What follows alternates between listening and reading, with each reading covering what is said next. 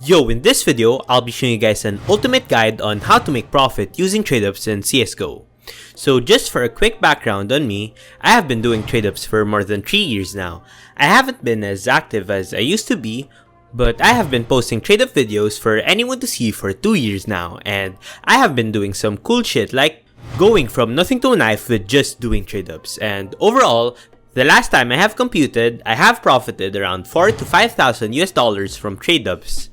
Maybe that is a lot for many people and maybe just small for some people, but considering that school is still my top priority and I just do trade-ups in my free time, and also I haven't really been doing trade-ups in the past year, I think this is still quite a nice profit.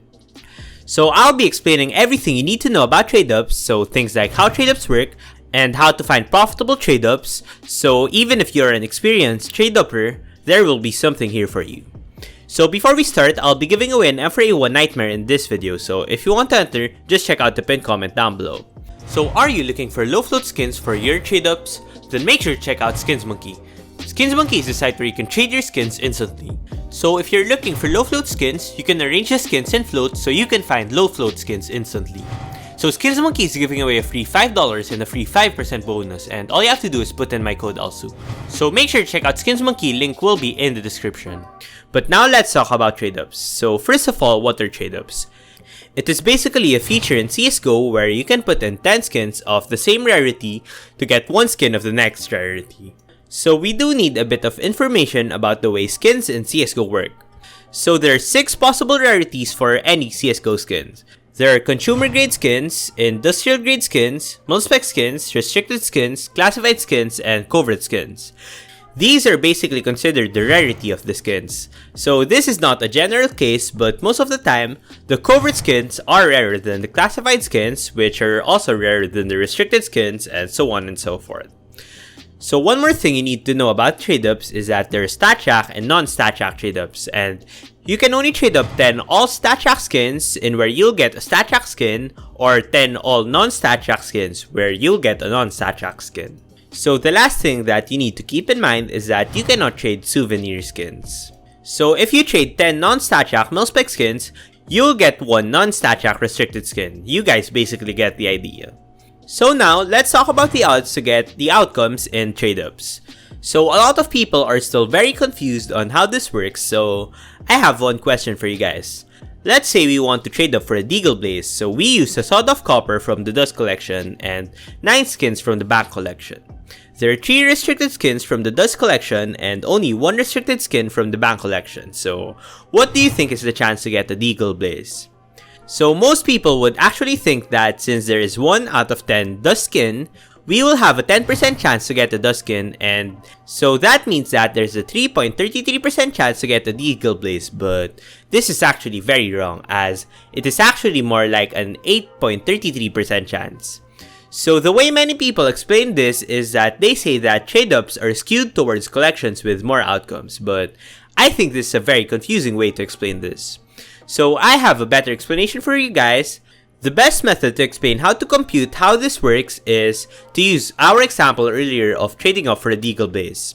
So we used 1 Dust skin and 9 Bank skins. So there are 3 restricted Dust skins, the Deagle Blaze, the Glock Brass, and the P2K Scorpion. So since we only used 1 Dust skin for the trade up, we should assign one to each of these skins, and for the Bank skins, the only outcome is the AK Emerald Stripe, and we used 9 mil-spec Bank skins for the trade-up, and you'll be assigning 9 to the AK Emerald Pinstripe. So adding up all of the numbers we assigned to each possible outcome, we get 12. And since we assigned 1 to the Deagle Blaze, this means that we get a 1 out of 12 chance to get the Deagle Blaze. And this does also apply to the Glock Brass and the P2K Scorpion, which is equal to 8.33% chance, and we get a 9 out of 12 chance to get the AK Emerald Pinstripe, which is a 75% chance, and this computation does align with the computation of tradeupspy, which I'll talk about them later, but they do compute the odds for you. But I promise you guys that if you want to find your own profitable trade-ups, this is a concept that you need to know. So it might sound confusing, so let's go for another example. Let's say we use 2 mil-spec Dust skins and 8 Bank skins instead. So we now assign 2 to the Deagle, the Glock Brass, and the P2K Scorpion, and 8 to the AK Emerald Pinstripe. So the total number is now 14, and we now get a 2 out of 14 chance to get the Deagle, the Glock Brass, and the P2K Scorpion, and an 8 out of 14 chance to get the Emerald Pinstripe, which does again align with the computations of the site. So I think this is the best and easiest way to compute this, so hopefully you guys got that part. So the next thing we need to discuss about trade-ups is the floats. So floats are basically a percentage in CSGO on how scratched a CSGO skin is. So a 0.5 float usually means that it is about 50% scratched. So an important concept is that there are conditions to skins. If the float of a skin is between 0 to 0.07, it will be in factory new condition, and if the float is between 0.07 and 0.15, the float will be in minimal wear, and so on and so forth. Just pause this if you want more information. So another weird concept that CSGO skins have that is very important in trade-ups is that there are float caps for the skins. So for example, the Dragon Lore can only go from 0 to 0.7. And skins like the Sword of Xander can only go from 0.05 to 1.00. So it is very hard to get factory new Sword of Xanders since they can only go from 0.05 to 0.07. So the way to check out the float caps of any skin is just by going to csgostash.com, then searching up the skin that you want to look for. So this will be very important later. So the next thing you need to know is how to find out the floats of the skins. So the easiest way is to go in-game and click on the skin and click inspect and press this I button, where you can see the wear rating, which is basically the float. So another important way you can get to know floats is to download the extensions CSGO Float Market and CSGO Trader app. Both the links will be in the description, but if you do download it, you can see the average float in your browser by checking your inventory or by checking the listings on the Steam Market. This is a very useful tip that you must be using in trade-ups. So floats are very important in trade-ups because the average float of your inputs will have an impact on the floats of your outcomes. So to get the average float of your trade-ups, what I usually do is just add up all of the floats of your inputs rounded up to the third decimal. So for example, for this trade-up, we round up everything to the third decimal. So 0.726 plus 0.626 plus 0.626 plus so on and so forth. Then dividing it by 10. And another way is just by logging into tradeupspy and just putting in the 10 skins, which will compute the average float of the trade-up. But I really never use this method as it makes it really hard to choose which skins you used in-game, and it just really makes it a hassle. So as I said, the average float of the trade-up will have an impact on the float of your outcome, since getting outcomes in the factory new range will be much better than getting one in minimal wear. So all you have to do is to multiply the average float of the inputs to the float cap of the outcome. And this does only work if the lowest float cap is 0, but if it is not 0, it will be a very complicated trade-up, so I do not recommend you guys to do these types of trade-ups, but you really do not have to worry as like 95% of the trade-ups have a lowest float cap of 0. So as an example, here are 10 minimal wear cobblestone skins for an AWP Dragon Lore trade-up, and as you can see, the average float of the M4A1 Knight is 0.099. But we somehow get the AWP Dragon Lore with a float of 0.069, which is in the factory new condition, which is much more expensive than a minimal wear one. So this does show how important average floats are. So one more important concept is using filler skins for the trade-ups. So one example is the StatTrack factory new AWP Athers trade-up. So we need to keep the average float below 0.07 to get the AWP Athers in the factory new condition, which is a really nice profit. So if we use 6 minimal wear Prisma 1 skins and 4 factory new Prisma 1 skins, the trade-up cost will be very expensive and the profitability will only be 1%. But if we use a good filler skins for factory new instead, the trade-up will be much cheaper. In fact, it is almost $4 cheaper, and the trade-up will be a little bit more complicated, but the profitability will now be 12.5%, which makes it a very good and profitable trade-up. Now, let's talk about tradeupspy, which is a site which is very useful for trade-ups. This is not sponsored by them, by the way, so this site will compute if the trade-up will be profitable overall. it gets the total cost of your trade-ups and the expected value of the outcomes of the trade-up. And if the expected value is more than the total cost of the trade-up, it will be a profitable trade-up. So there is also a way you can do this manually, but I personally never do this. It is just too much of a hassle and is not really needed, so I use tradeupspy for it.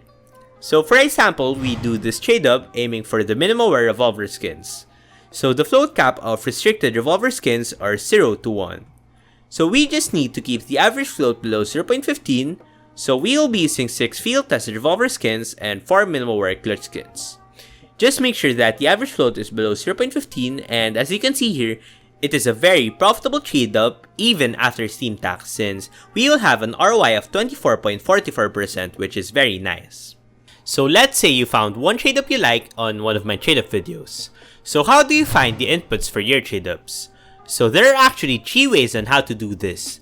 The first way is by finding your inputs by sniping them off in the Steam market. So if you installed the Csgo Float Market Checker and the Csgo Trader app Chrome extensions, you will have these features in the Steam Community Market on your web browser.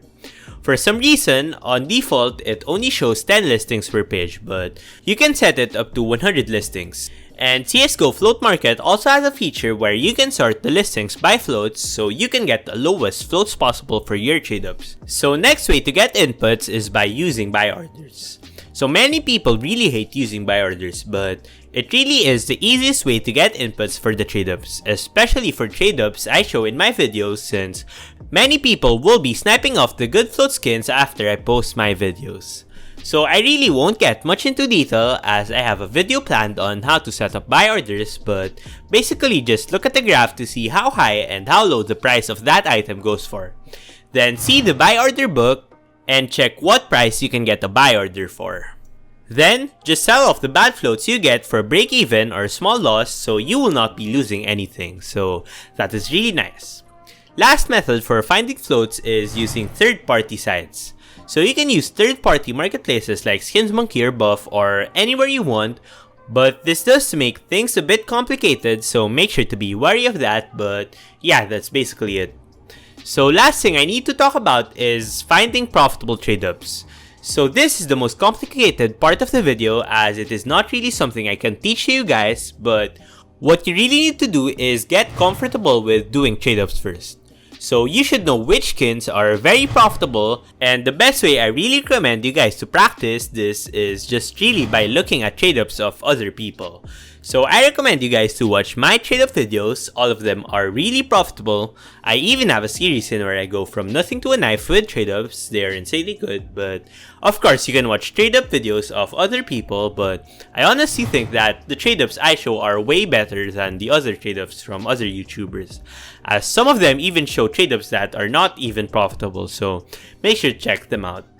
So if you get used to trade-ups, you'll know which trade-ups are profitable, which filler skins are good, and so on and so forth, so make sure to get used to them before finding your own profitable trade-ups. So these are basically all of the concepts that you need to know to be a good trade-upper. And if you do have more questions, make sure to comment down below and I will try to answer most of the questions, but that is basically it. If you want to see me trade up from $0 to a knife, make sure to click this and peace out guys.